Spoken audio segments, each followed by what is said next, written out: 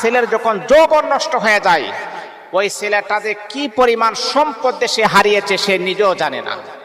এই জন্য মুহতারাম হাজিরিন, অনেক পুরুষের এই সমস্যাটা হচ্ছে যে দ্রুত বীর্যপাত হয়ে যায়। তাহলে দ্রুত বীর্যপাত হলে আপনি কি করবেন? আমরা আজকে আল্লাহ পাক রব্বুল আলামিন আমাদেরকে যে বিধান দিয়েছেন, আমার রাসূল 1400 বছর আগে যে খাবারগুলা খেয়েছেন, যে খাবারগুলা খেলে একজন পুরুষ স্ট্রং হতে পারে, একজন পুরুষ শক্তিশালী হতে পারে, আমরা সুন্নাহ মোতাবেক সেই খাবারকে আমরা ফলো করব।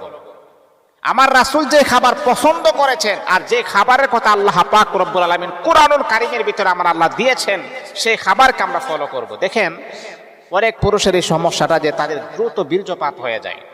অনেক ডাক্তার দেখাইছেন, তারপরে সমস্যাটা সমাধান হচ্ছে না। অনেক টাকা পয়সা আপনি খরচ করেছেন, সমস্যার সমাধান হচ্ছে না।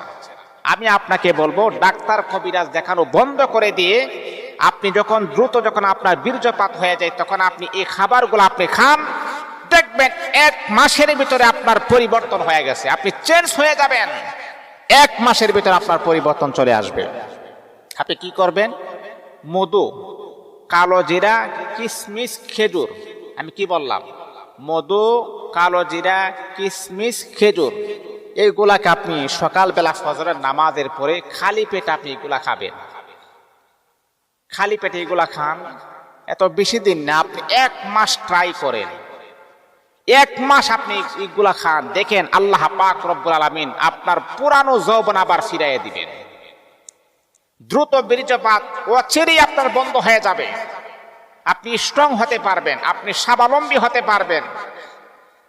আজকে অনেক সময় দেখা যায় অনেক নারী আছে কাহারও কাছে বলতে পারে না, সইতে পারে না। ওই নারীটা এমন একটা মুসিবতের ভিতরে পড়ে গেছে, আমার স্বামীর কাছে যে জিনিসটা আমি চাই সেই জিনিসটা আমি পাই না। মানে স্বামী তাকে পরিপূর্ণ তৃপ্তি দিতে পারে না। কিন্তু একজন নারী লজ্জায়, শর্মিন্দায় কাহারো কাছে বলতেও পারে না, মুখ খুলে বলতেও পারে না। যদি আমি বলি তাহলে মানুষ আমাকে খারাপ বলবে, মানুষ আমাকে দুশ্চরিত্রা বলবে, মানুষ আমাকে নষ্টা বলবে, মানুষ আমাকে বদনাম ছড়াবে। সেই জন্যই নারীটা মুখ ফুটিয়ে কাহারো কাছে বলার অভ্যাস রাখে না। কিন্তু এই সমস্যার সম্মুখীন অনেক নারীরাও আছে। পুরুষের এমন সমস্যা, কিন্তু নিজের স্বামীর এমন সমস্যা কাহারো কাছে বলতে পারে না।